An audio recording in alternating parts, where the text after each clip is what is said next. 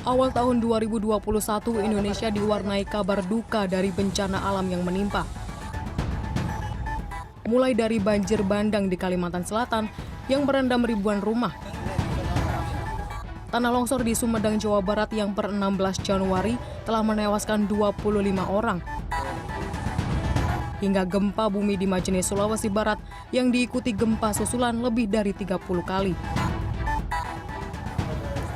Sebelumnya BMKG memang telah memberikan informasi terkait potensi bencana multiresiko sejak Oktober 2020. Dan ini diprediksikan akan ada sampai dengan bulan Maret. Untuk cuaca sendiri puncaknya diprediksikan ada Januari sampai dengan Februari. Dan masih ada potensi bencana kegempaan di Indonesia.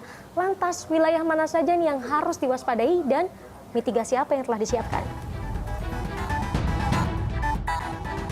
BMKG menjelaskan bahwa bencana hidrometeorologi di Indonesia dipengaruhi karena beberapa fenomena dinamika atmosfer mulai dari global, regional, dan juga lokal.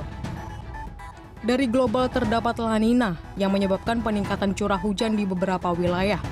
Dari regional terdapat fenomena Madden-Julian Oscillation atau MJO yang berdampak curah hujan lebat lebih tinggi terjadi di suatu wilayah dan juga monsun yang berkaitan dengan curah hujan dan dapat menyebabkan banjir serta tanah longsor. Dari lokal sendiri ada pembentukan awan lokal. Ketiga hal ini bergantian aktif mempengaruhi cuaca di Indonesia. Kemudian seperti saat 1 minggu terakhir ini, yang perlu kita waspadai adalah untuk terjadinya curah hujan ekstrim, ya. Kemudian curah hujan ekstrim ini pasti membawa dampak ikutan. Nanti akan terjadi banjir, kemudian akan terjadi tanah longsor. Kemudian ada juga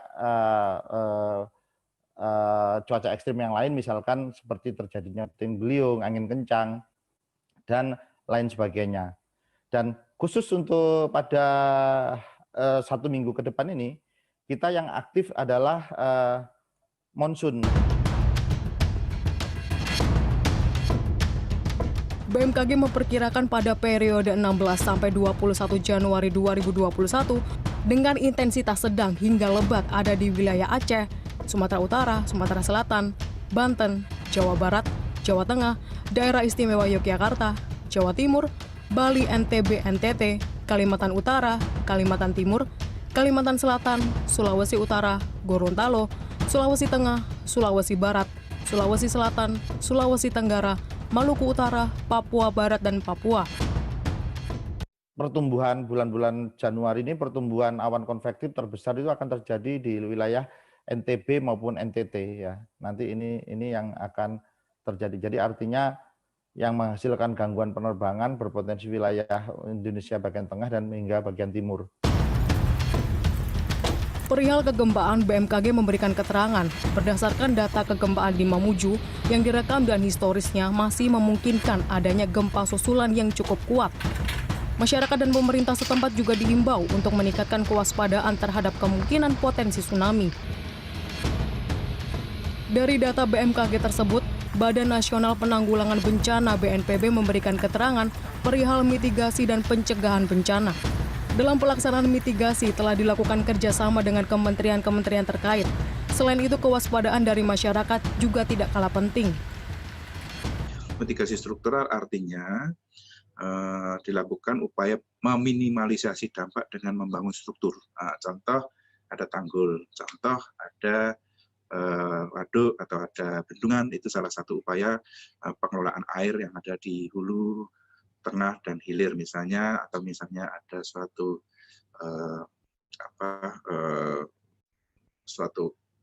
bangunan yang memang itu ditempatkan untuk mengelola air. Atau saya berada di kemiringan lereng tertentu yang dan tinggal di kawasan itu yang kemungkinan kalau terjadi intensitas hujan yang tinggi lebih dari 2 jam, ya saya harus mengungsi sementara daripada ada longsoran. Raditya mengatakan BNPB pun telah berkoordinasi dengan pemerintah daerah dan BPBD untuk waspada terhadap potensi bencana yang ada. Pengendalian resiko bencana juga harus dilakukan ke RT, RW, hingga keluarga yang tinggal di kawasan tersebut. Dampak resiko bencana ini bisa diminimalisir kalau kita paham betul potensi bencana yang ada di tempat kita tinggal. Untuk mengetahuinya, ada aplikasi Inarix Personal dari BNPB, di mana kita bisa mengetahui nih potensi resiko bencana mulai dari banjir, kemudian juga tsunami, gempa, hingga penyebaran COVID-19 yang ada di Indonesia. Untuk peta resikonya, warna hijau berarti masih rendah, kuning sedang, dan juga merah tinggi. Ada edukasi juga nih bagi kita supaya kita tahu apa saja hal yang harus disiapkan untuk pencegahan bencana dan bagaimana jika sudah terjadi. Saya mau cek dulu nih kalau di Jakarta bagaimana. Masyarakat diharapkan tidak termakan informasi hoax seputar bencana. Raditya mengatakan informasi terkait prediksi cuaca, potensi bencana juga bisa dilihat di inarix.bnpb.go.id. Literasi dan keaktifan masyarakat untuk peduli akan informasi cuaca juga menjadi salah satu bentuk pencegahan yang bisa dilakukan yang dimulai dari diri sendiri. Sandra Insanasari, Urip Handoyo, Jakarta.